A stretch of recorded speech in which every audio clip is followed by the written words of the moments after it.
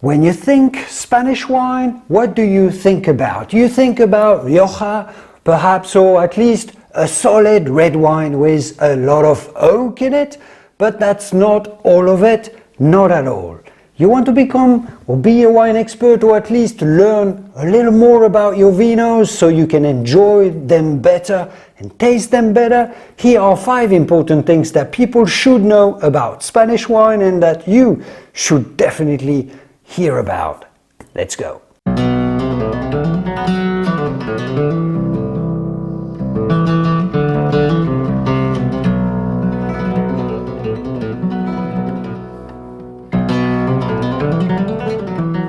Spain has the largest area of land under vine of any country in the world.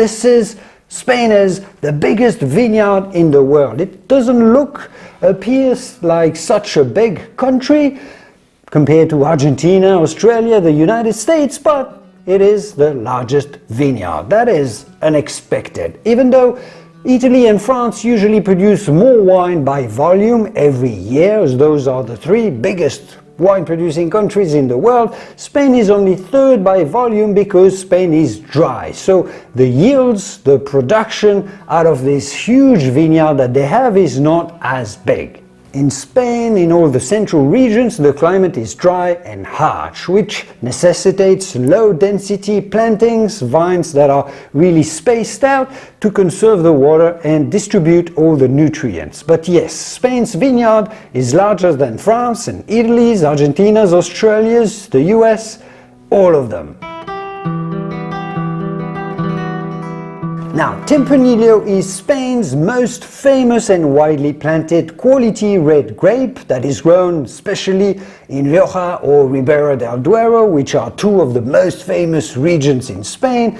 But you should watch my videos about those 2 regions right here to learn more about all of the bodegas of the most famous Spanish appellations. However, Spain boasts an immense diversity with over 400 native grape varieties, though only about 20 really account for the majority of the production, but 20 is much more than 2 or 1.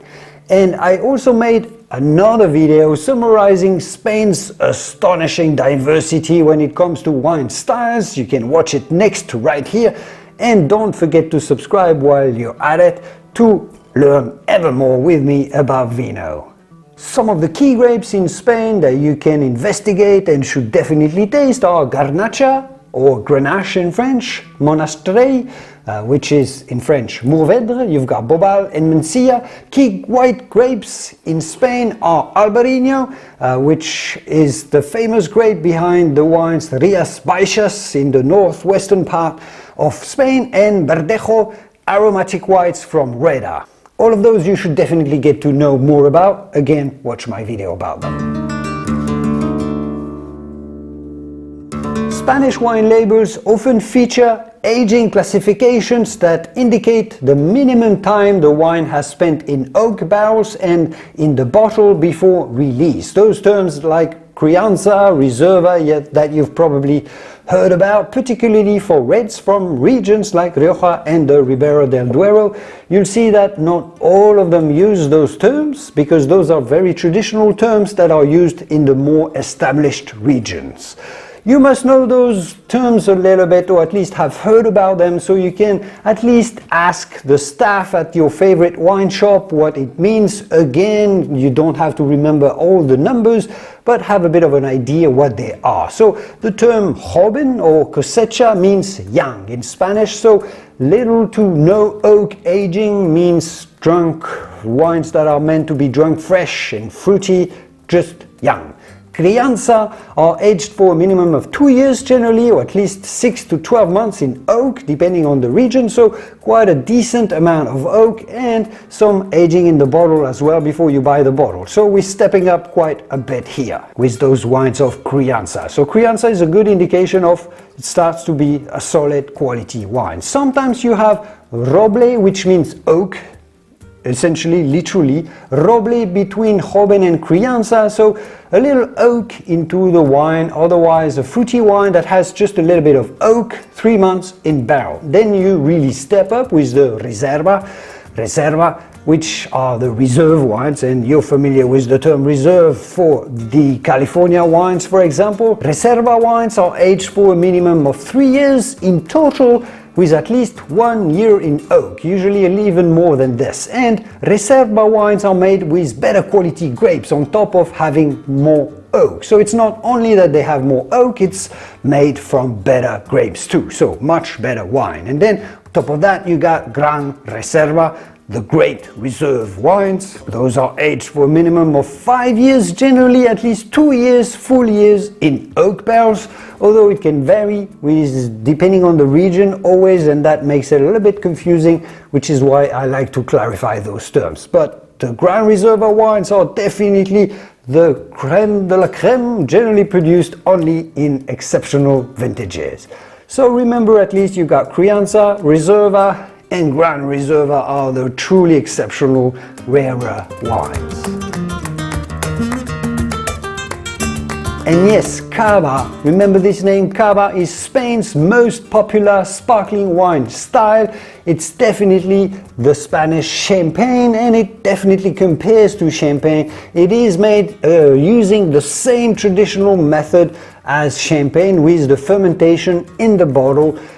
A lot of quality, a lot of savoir-faire, know-how goes into making Cava wine, so don't overlook them. They're not just cheap champagne, they are really good. They're made particularly in Catalonia, around Barcelona, in that area in the northeast of Spain, typically from a blend of local grapes, Macabeo, Perelada and Charelot, often excellent value, high quality alternative to other international wines. Again, you should watch my video about all the best alternatives to champagne wines.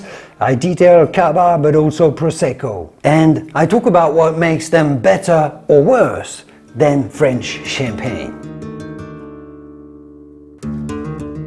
And finally, I couldn't make a video about the things that you should really know about Spanish wine without talking about sherry, or Jerez as they say in Spanish. This is a distinctive style of fortified wine produced exclusively in the Sherry Triangle in Andalusia, in the south of Spain, or not far from the city of Sevilla, or Seville, as you say in English. Well, if you've never experienced those wines, you should definitely investigate a little bit, taste a few sherry wines before overlooking them. I absolutely recommend digging into their different styles. Some are crisp and really mineral, refreshing and salty. Those are the Fino sherries. Others are really deep. They're aged for a very long time in those really oak barrel systems that are called Solera. So they age for years and years with oxidizing, concentrating, so they develop an extreme depth of flavors. Some can be sweet, some can be dry. There's an enormous variety. They're usually made from the Palomino grape, which is quite a neutral grape, but because they're aged under a layer of flour or yeast in oak barrels for a very long time, they can develop an extreme concentration. Some, like Pedro Ximénez, are extremely sweet and syrupy. They're like caramel, almost, but natural caramel made from grapes. You got the Oloroso styles and quite a few different styles. Yes, it takes a little while to get used to what is what, but you should definitely taste a few. They are quite savory and a bit different, but definitely unique. Some of the most incredible tasting experiences I've ever had were tasting sherry. So you should definitely look into this very ancient and traditional Spanish wine style that is absolutely unique. And here you have it, 5 of the most important, very important and quite unexpected facts that you had to know about Spanish wine. A lot more diversity there is in Spain that most people expect. Stay tuned to the channel to continue learning ever more about Vino. Give us a like, a small click on that thumb up. Supports us, goes a long way to help us. And I will see you soon in the wonderful world of wine. Cheers.